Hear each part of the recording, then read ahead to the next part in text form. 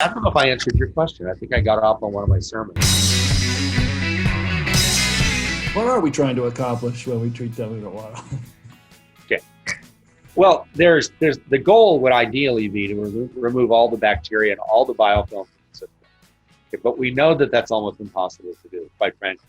We can't, and that's why we can't deliver sterile water through a dental. The biofilms are just very persistent, and typically somewhere in that system something will be living.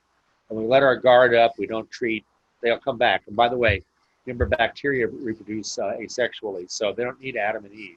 They just need Adam or Eve. They're going to both be fine, and they're going to make lots and lots and more of themselves. So no worries there. They find plenty of substrate to grow on. They can even use the plastic in the tubing to some degree for a carbon substrate. And there's enough carbon in most water for them to grow.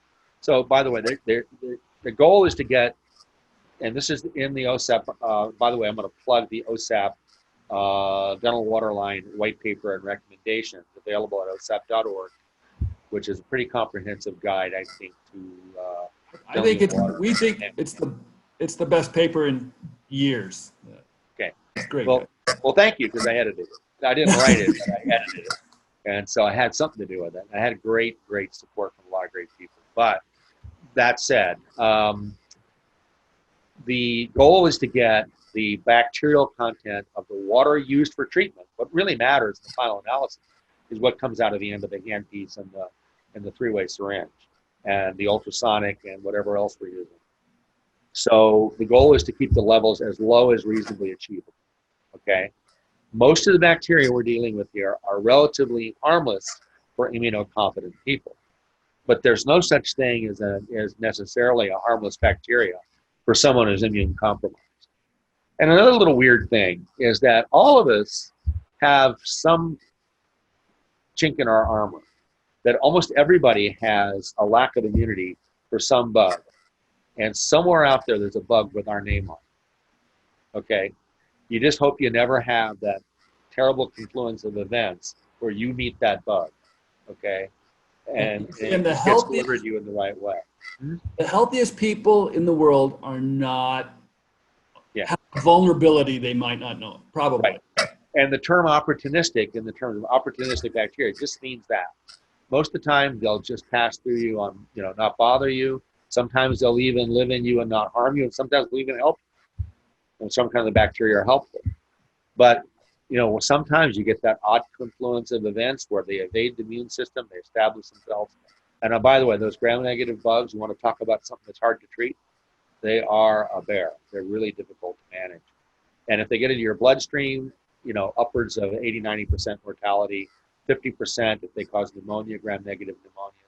By the way, most of these bugs we're talking about are gram-negative bugs, okay? So you don't want to trivialize it. These are rare events.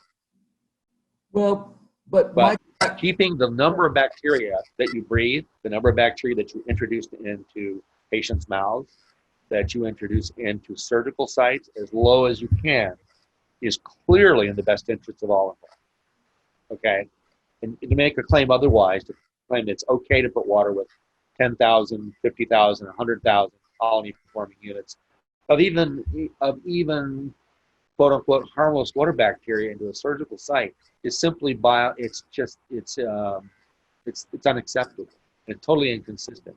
So you sterilize a handpiece and then you run water with 100,000 colony forming units of bacteria through it and you use it to do a surgical procedure. Tell me how that makes any sense at all. It just doesn't. Okay, so let's get beyond that. We should all be way beyond that, but I still have to sometimes bring it up. So I don't know if I answered your question. I think I got off on one of my sermons. But the point, you can't stomp your foot enough about sterile water for surgical procedures. Yeah. But going back to the other, I just think our goal is to get the bacteria down, and it does it. Removing the shock agents remove biofilm. Most time the continuous release agents don't remove the biofilm. They inactivate the bacteria that are floating in the solution, and they suppress the growth of the biofilm. They don't not.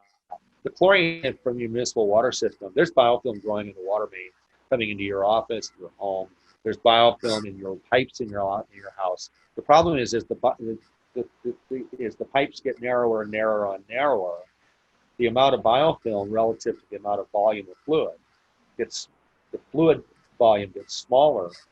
At the same time, the geometry makes the surface area for biofilm growth get bigger.